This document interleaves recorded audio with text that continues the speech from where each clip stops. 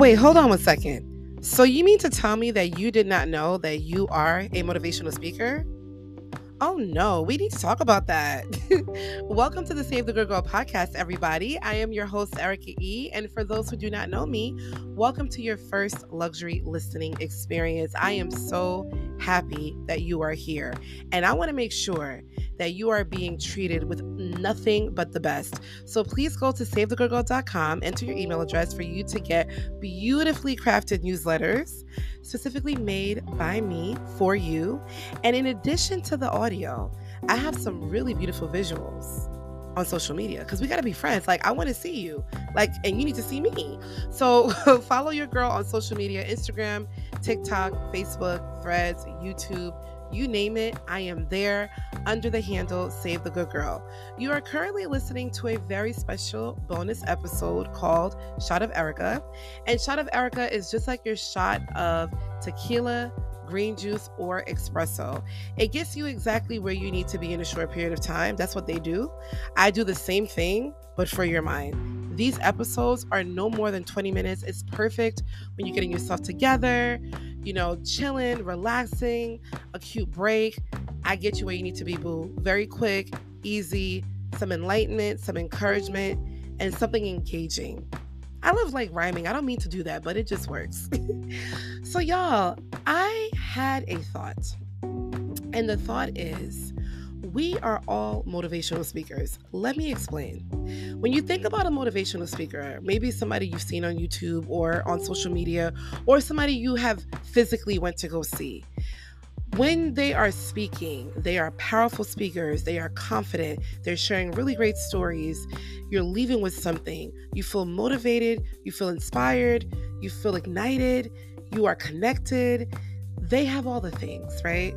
And I don't think that you need to be on a stage to have that high of an impact. We all do it without even saying it. So let me give you guys my story. I saw my aunt and my cousin. We made plans to see each other in the city. I have not seen them in a very long time. And as adulting, we got to make plans in advance, and we finally settled on a date. So excited to meet with them. And we just had the best organic time. Just catching up, eating some really great food in the city, talking about every single topic. It was just great. And my aunt mentioned to me, for Thanksgiving, for the holidays, for whatever, I plan to be alone. And I said, why? And she mentioned to me, I went through some grief with my mother. Other people have passed away, and I just plan to be alone. And I shared with her, I don't think that's a good idea. I have experienced grief, and I found that being with community, being around people has really helped me. It has really encouraged me. It has really lifted me up. And I don't think you should do that. I know that this is what you're planning to do, and I respect where you are because the grieving process is so unique for everybody. And I never want to give anybody advice where it's like, oh, you must do this, but it's more so let me try to spark something in your mind, maybe that will entice you to look at something differently, but I don't have any expectations for an immediate change. So as I'm talking to her, she's like, you know what, you're right.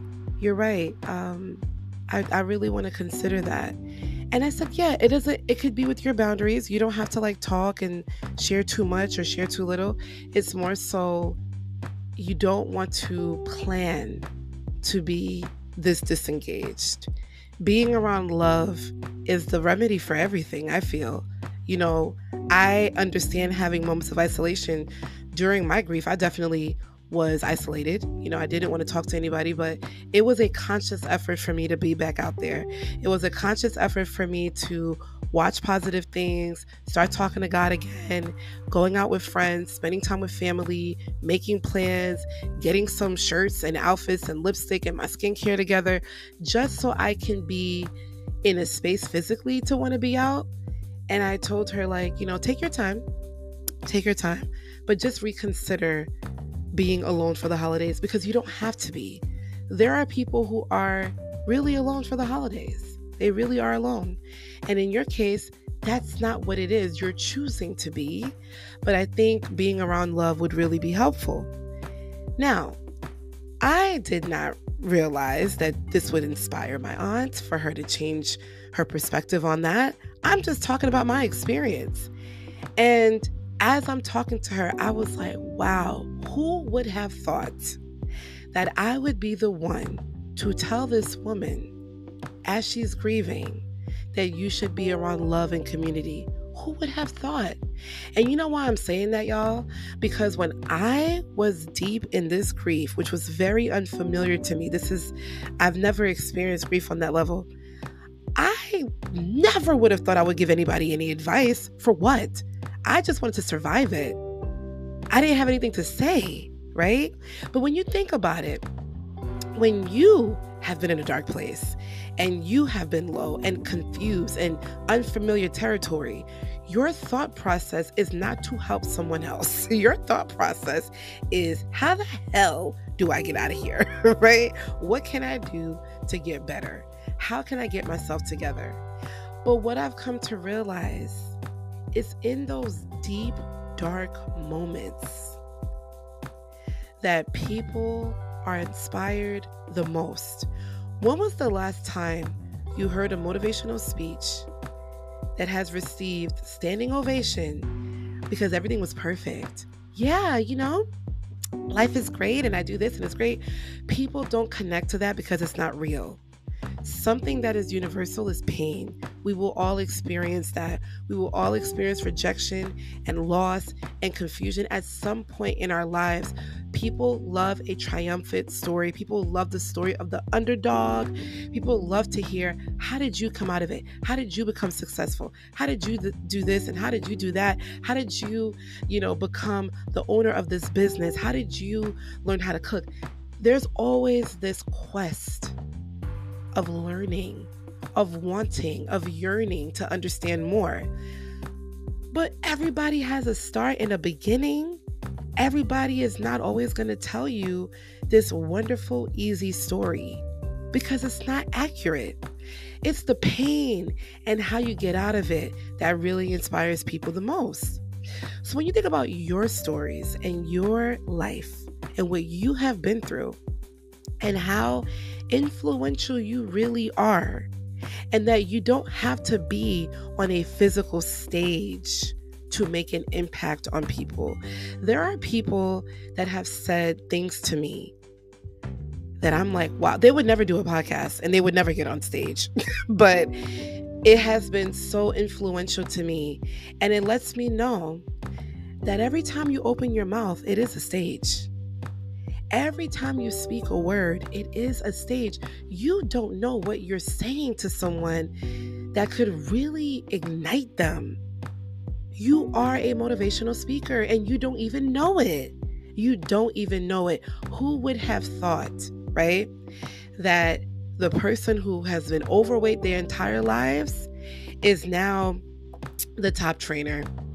Their body is in tip-top shape.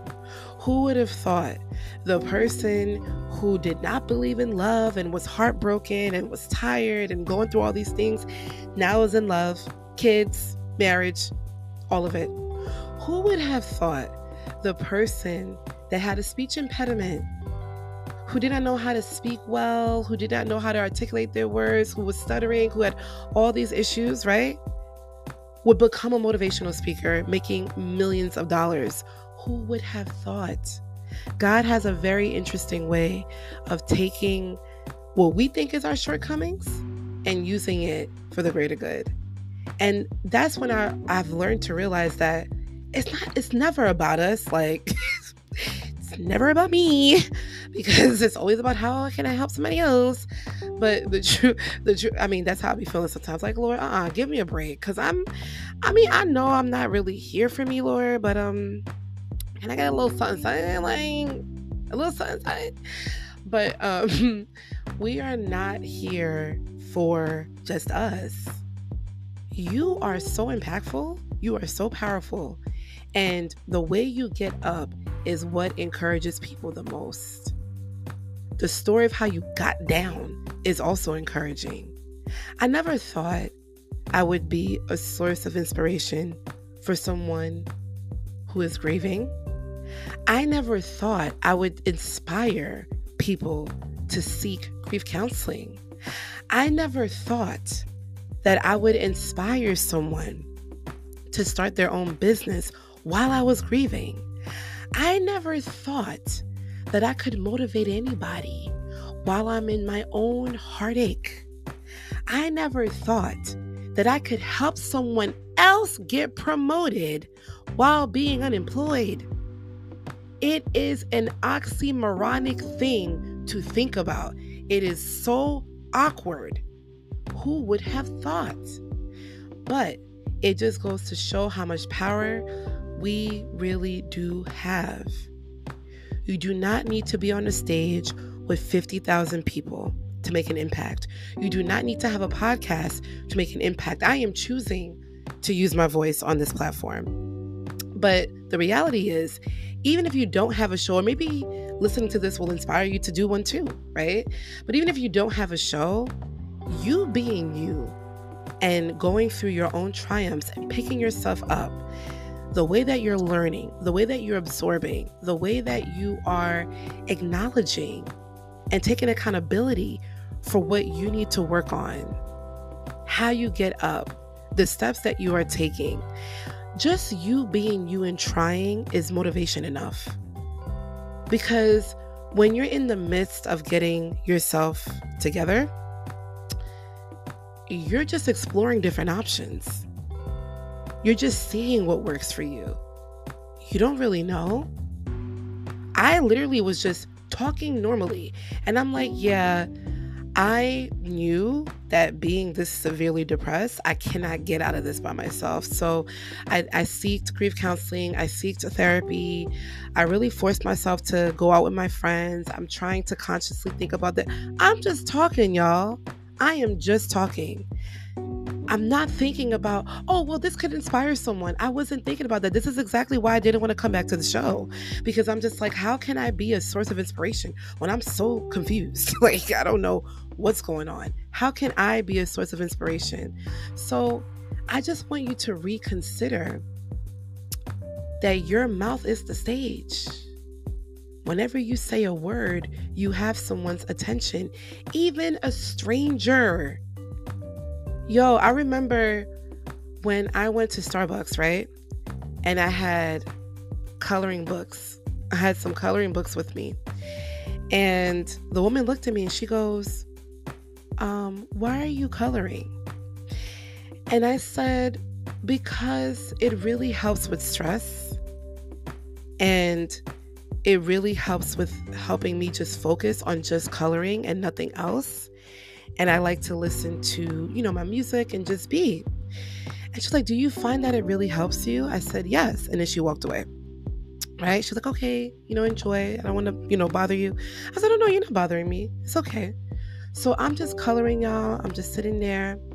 And she was like looking at me color, right? But when you I didn't see her. I was like, my head was down, but I just noticed her glance from the other side. So she comes back to me again and she goes, where did you get the coloring books? And I said, oh, I got them from Dollar Tree, and I got the colored pencils as well from there. She was like, oh, wow.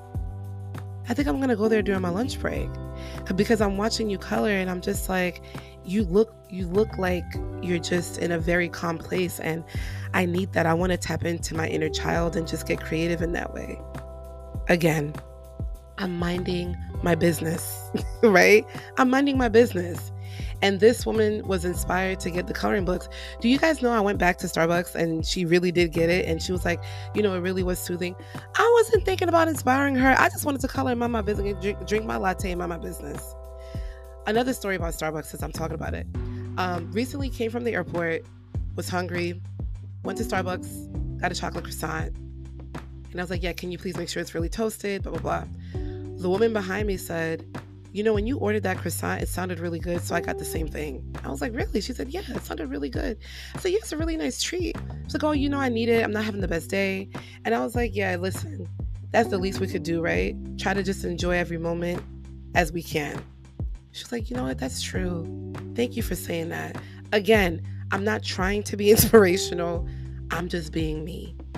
And I want you to know that there are times, right, where we feel like we are so broken. What advice can I give you? I barely can keep my head above water. What can I say? What can I do? Have you ever felt like that before? Like you felt like useless, you felt very low, you felt very just like, what is my purpose here? Like, what am I doing? You know? We have a tendency to do that. We have a tendency to do that. And there was a time where I would do that, and sometimes I still do. But if you really think about it, whether it's your family member, whether it's your friends, whether it's your spouse, whether it's your children, whether it's your coworkers, whether it's a random person at the library or the Starbucks or you're ordering food, it doesn't matter. Every time you speak, you are causing an effect. And that's why they say it's so important to be mindful of what you're saying and how you're saying it, because you never know who's going to be motivated by you just trying again. I really want to encourage you to try. I really want to encourage you to reconsider how you view yourself and how powerful you really are. Don't let social media fool you and think you need to have thousands of followers to make an impact. One person is enough. One person is enough. And part of me coming back to doing the podcast was being motivated by my friends and family, but also knowing that there's certain things I know I could share that can really offer a shift in perspective. I'm all about that because it has happened to me. I have spoken to my friends and family who have said things, and I'm like, yo, I didn't look at it like that. Thank you for sharing that. Thank you for sharing this story with me.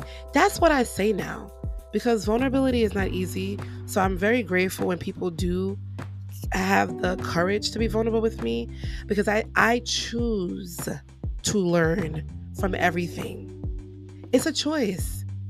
Some people, they don't see the depth in things. They don't want to learn.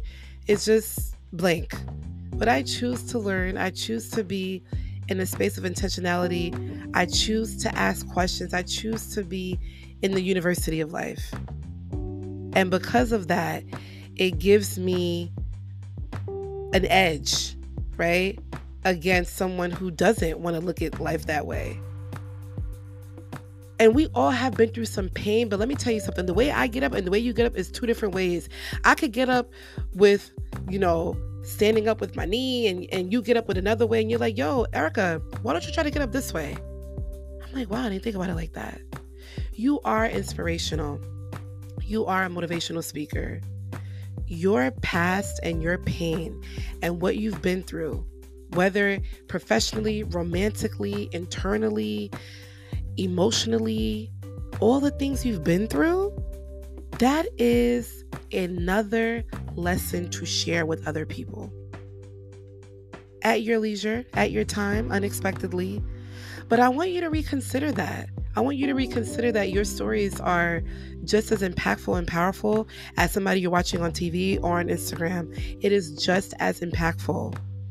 I'm inspired by my friends and my family all the time. I'm like, wow, that's how you handle that? I love that. I never thought about it that way. Give yourself permission to be encouraging. Give yourself permission to share your story. You will be surprised. Your story and how you did it can save someone's life. It gets that deep. It gets that deep. But you are a motivational speaker. You are it. You are the chosen one. We all do it in different levels, but you are just as powerful as anybody else that's on the mic. Okay?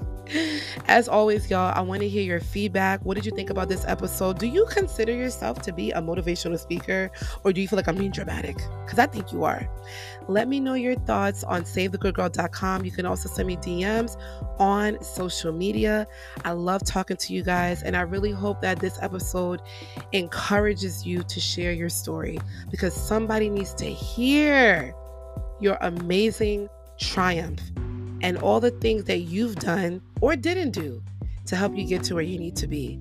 I cannot wait to talk to y'all next week. Have a wonderful, enlightening, and encouraging week. I'll talk to you soon. Bye.